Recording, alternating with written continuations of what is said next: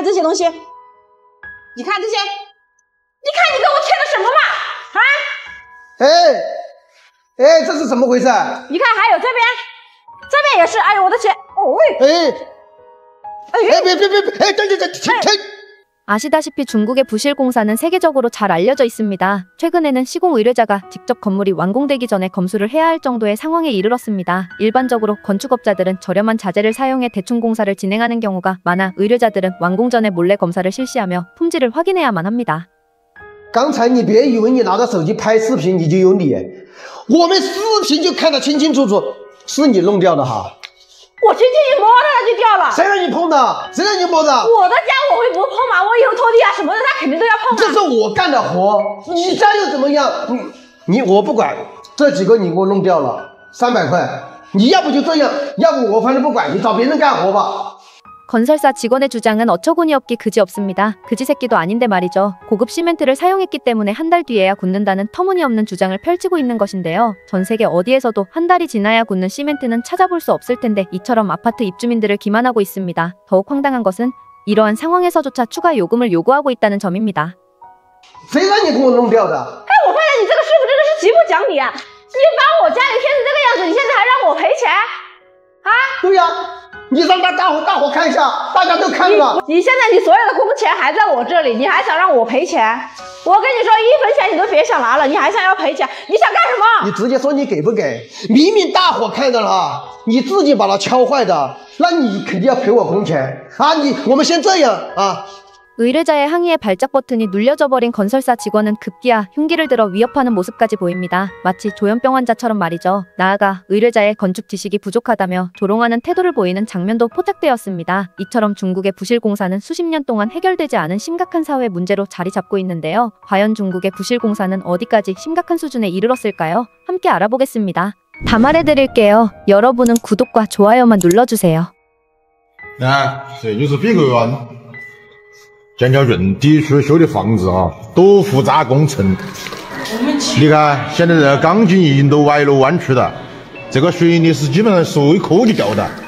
이곳은 상하이에 위치한 고급 아파트의 주차장입니다. 중국의 수도임에도 불구하고 말도 안 되는 광경을 보고 계시는 건데요. 이처럼 부실 공사는 지역을 가리지 않고 중국 전역에서 광범위하게 드러나고 있습니다. 전문가들 또한 이러한 건물들이 채 30년도 버티지 못한 채 붕괴될 가능성이 높다고 경고하고 있습니다. 특히 건물의 하중을 견뎌야 할 지하 주차장의 기둥마저 부실하게 시공된 상황이니 주민들은 더 이상 안전에 대한 신뢰를 가질 수 없어 불안감 속에서 생활하고 있는 실정입니다. 这是个模的工程，里面基本上都是泥巴。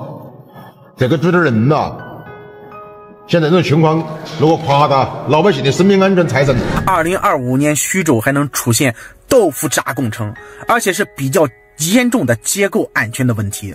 这个厨房门口那个梁直接出现沙化的问题。万科，我不知道你们的监理单位对吧？你们的这个是怎么监管的啊？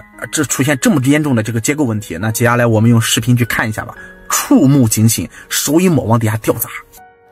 这是一体成型的梁，你看这梁底下的，看，一碰就下来，看了吗？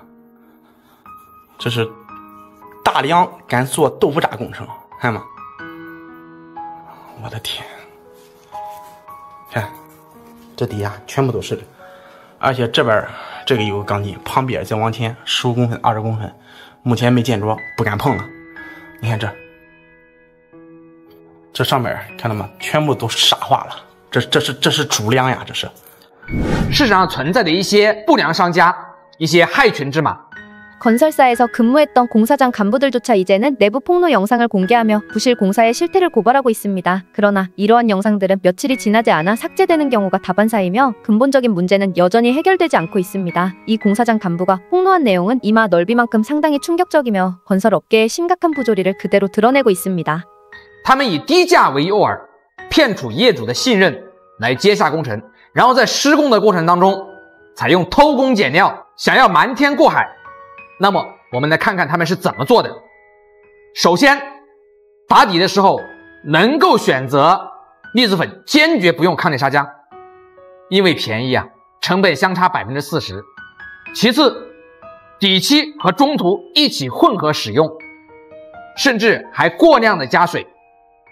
美其名曰更好的让底漆进行渗透，然后在喷涂水泡沙踩点的时候，像撒鸟粪一样随便撒上几颗，甚至连中途都还能清晰可见的能看得到。最后在照光面油的时候，也是仅仅的意思一下而已。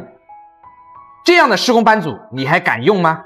중국은 급격한 도시화와 경제 성장을 이루는 과정에서 대규모 인프라 및 부동산 개발을 단기간 내 추진해 왔습니다. 이러한 환경에서 공사의 속도가 우선시되다 보니 건축물의 품질보다는 완공 시점에 초점을 맞추는 경우가 많았습니다. 특히 지방정부와 개발업체가 단기적인 경제 성과를 강조하면서 시공 과정에서 부실 공사가 발생할 가능성이 더욱 높아진 건데요.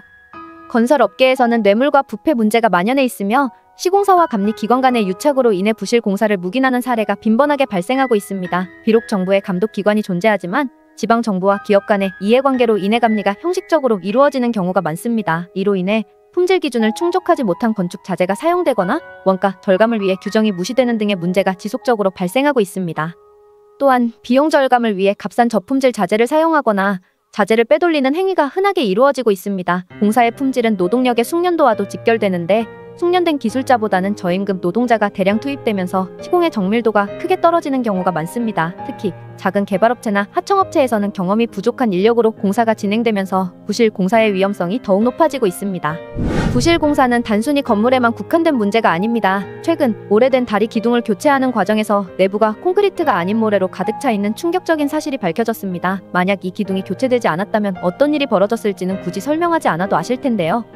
开发商一直敢说都是石材刮了，石材刮了，俺要不过来看就不知道，全部是泡沫弄了，火一点就着，业主根本就没有安全感。你看这泡沫现在一点都着，不到几秒钟，刚才那一大块现在已经烧化完了。第一主要就是外墙的泡沫问题，第二个问题延期交房咋敢解决？物业局俺没有给你正面说这个，最主要就是安全问题。我还是那句话，我对工程质量标准我不了解。 因为我是做营销的，而不是做工程的。 이처럼 시공사들은 책임을 회피하며 모르쇠로 일관하고 있습니다. 그들은 자신들은 단순히 건축회사의 이름만 사용할 뿐 실제 시공은 모두 외주업체에 맡겼기 때문에 책임이 없다고 쓰레기 같은 주장을 합니다. 결국 피해자들은 개별적으로 외주업체를 찾아가 보상을 요구해야 하는 상황에 내몰리며 고소를 하더라도 정부는 뚜렷한 해결책을 제시하지 못하고 있습니다. 그렇다면 중국 정부는 왜 이러한 부실 공사 비리에 대해 모른 척하는 것일까요?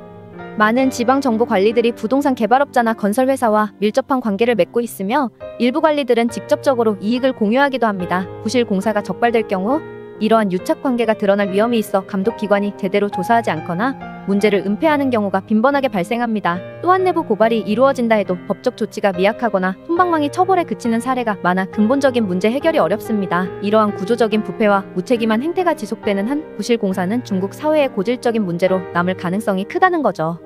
그렇다면 중국의 미래는 어떻게 흘러가게 될까요? 그리고 중국 정부는 이 심각한 문제를 과연 어떤 방식으로 해결해 나갈 수 있을까요? 오늘 준비한 영상은 여기까지입니다. 여러분의 생각을 댓글로 남겨주시고 다양한 의견을 공유해주세요. 긴 영상 끝까지 시청해주셔서 감사드립니다. 다음에도 모든 것을 낱낱이 알려드리겠습니다. 이상 다 말해주는 여자였습니다.